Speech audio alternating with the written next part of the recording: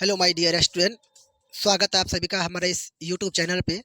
तो हम लोग पढ़ रहे थे क्लास 10th का फिजिक्स, जिसका हम लोग ऑलरेडी 12 वीडियो देख चुके हैं। अगर आप लोग उस वीडियो को नहीं देखे हैं तो हम डिस्क्रिप्शन बॉक्स में लिंक दे दिए हैं, आप लोग जाके वहाँ से उस वीडियो को पहले देख लीजिए, उसके बाद इस वीडियो को देखिए ताकि आप लोग को समझने में कोई परेशानी ना आए। ठीक है, तो आज हम लोग देखेंगे उत्तल दर्पण और अवतल दर्पण में अंतर को देखेंगे, और एक क्वेश्चन है उस क्वेश्चन को देखेंगे। और आज के लिए ज़्यादा लंबा वीडियो नहीं बनाया जाएगा। ठीक है, चलिए तो हम लोग स्टार्ट करते हैं। क्वेश्चन हम पहले से लिख दें ताकि समय कम लगे। ठीक है, लिखने वाला क्वेश्चन था इसीलिए सिर्फ समझिए आप लोग क्वेश्चन क्या कह रहा है। क्वेश्चन आप लोग का कि गाड़ी के साइड मिरर में, क्या बोला, गाड़ी के साइड मिरर में उत्तल दर्पण का प्रयोग किया जाता है, क्यों? गाड़ी के साइड, जैसे मोटरसाइकिल चलाते होंगे आप लोग, तो दोनों साइड क्या हुआ, आपका मिरर लगा हुआ रहता है, आईना लगा हुआ रहता है, तो उसमें उत्तल दर्पण का प्रयोग किया जाता है, क्यों किया जाता है? चलिए उसके बारे में हम लोग समझेंगे। ठीक है, तो आंसर इसका है वाहन के साइड मिरर में। क्या है?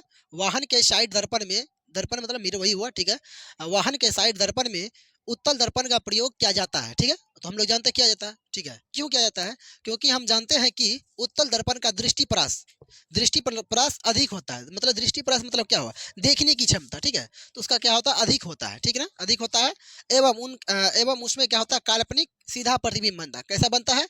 उत्तल दर्पण में काल्पनिक और सीधा प्रतिबिंब बनेगा। ठीक है, और अवतल दर्पण एक ऐसा दर्पण जिसमें वास्तविक और काल्पनिक दोनों प्रकार के प्रतिबिंब बनते हैं, लेकिन उत्तल दर्पण में सिर्फ काल्पनिक और सीधा प्रतिबिंब बनेगा। ठीक है, तो वही लिखा है, एवं उसमें काल्पनिक प्रतिबिंब बनता है, काल्पनिक और सीधा प्रतिबिंब बनता है, जिसके कारण हमें पीछे का पूरा दृश्य बढ़िया से उसमें दिख जाता है। जैसे हम लोग बाइक चलाते हैं तो हम लोग के बाइक के साइड में क्या रहता है, आईना लगा होता है, मिरर लगा हुआ रहता है। ठीक है, तो वो हम लोग जब आगे चलते हैं तो हम लोग आईना में, मिरर में हम लोग क्या देखते हैं कि पीछे से कोई गाड़ी आ रही है, क्या है नहीं है, वही देखते हैं हम लोग।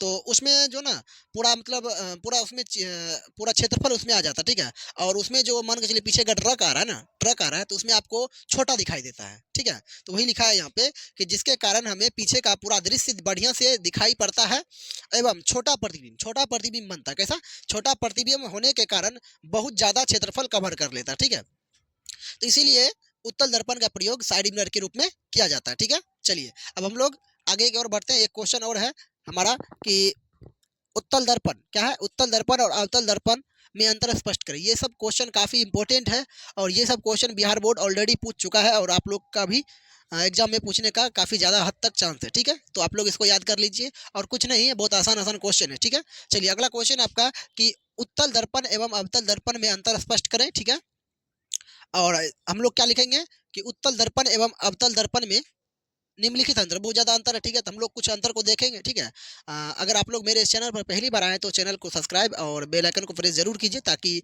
आने वाला वीडियो का नोटिफिकेशन आपको समय समय पे मिलता रहे। ठीक है, तो चलिए एक साइड हम लोग क्या लिख दिए, अवतल दर्पण, एक साइड हम लोग क्या लिखिए, उत्तल दर्पण। चलिए पहले बारी बारी से देखते हैं। ठीक है, पहला कि आपका इसमें इसका परावर्तक सतह कैसा होता है, धंसा हुआ रहता है। हम लोग जानते हैं, जैसे ये क्या, कौन सा दर्पण है, ये आपका अवतल दर्पण। ठीक है, हम लोग अवतल दर्पण के बारे में जानते हैं कि ऐसा दर्पण जिसका परावर्तक सतह कैसा होना चाहिए, धंसा होना चाहिए।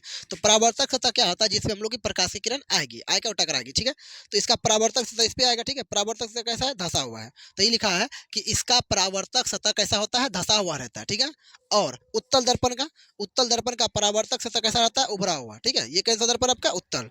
और आप लोग को हम बताए हैं कि अ से अवतल। ठीक है, इसको अगर याद नहीं रखें तो हर्षों से उत्तल होता है, हर्षों से उत्तल होता है, हर्षों से उभरा हुआ रहता है। ठीक है, एक को अब याद रखिए, एक का अगर उभरा हुआ, दूसरा क्या होगा, धसा हुआ रहेगा। ठीक है, तो वही इसका है, इसका परावर्तक सतह धसा हुआ रहता है, तो इसका परावर्तक सतह कैसा होगा, उभरा हुआ रहता है। कैसा रहता है, उभरा हुआ रहता है। ठीक है, चलिए अब दूसरा नंबर को हम लोग देखेंगे। ठीक है, दूसरा नंबर क्या कह रहा है, इसका फोकस वास्तविक होता है। कैसा बोल रहा है, इसका फोकस, फोकस देखिए, ये आपका कौन सा दर्पण है, आपका अवतल दर्पण। इसका फोकस वास्तविक मतलब हमको दिखता है, जैसे देखिए ये मान के चलिए कोई गोला ही है, गोला का कटा हुआ। ठीक है, तो इसका ये प्रधान अक्ष होगा, यहाँ पर पोल होता है। ठीक है, तो इसका फोकस कहाँ, यही फोकस बनता है, ये फोकस होता है यहाँ, कहाँ कहीं क्या है इसका, वक्रता केंद्र होता है। ठीक है, तो इसका फोकस क्या है, इसका फोकस वास्तविक होता है, जो हमको दिखता है, रियल दिख रहा है। ठीक है, इसका फोकस वास्तविक होता है।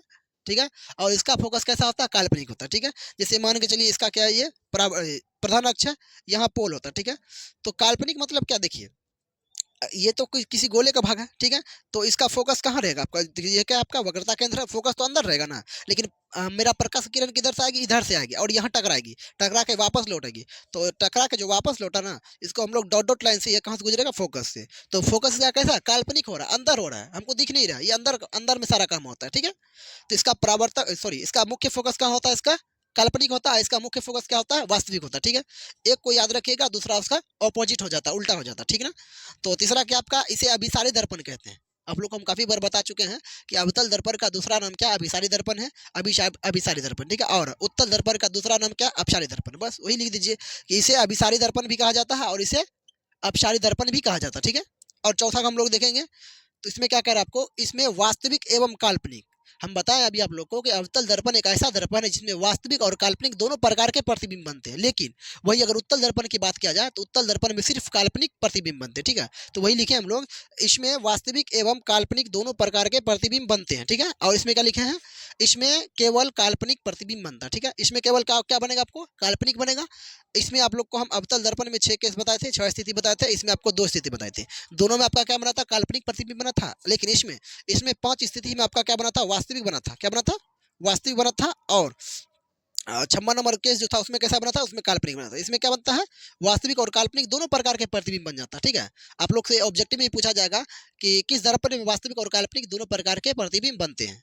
तो आप लोग का जवाब क्या आना चाहिए, अवतल दर्पण। अवतल दर्पण एक ऐसा दर्पण जिसमें काल्पनिक और वास्तविक दोनों प्रकार के प्रतिबिंब बनते हैं।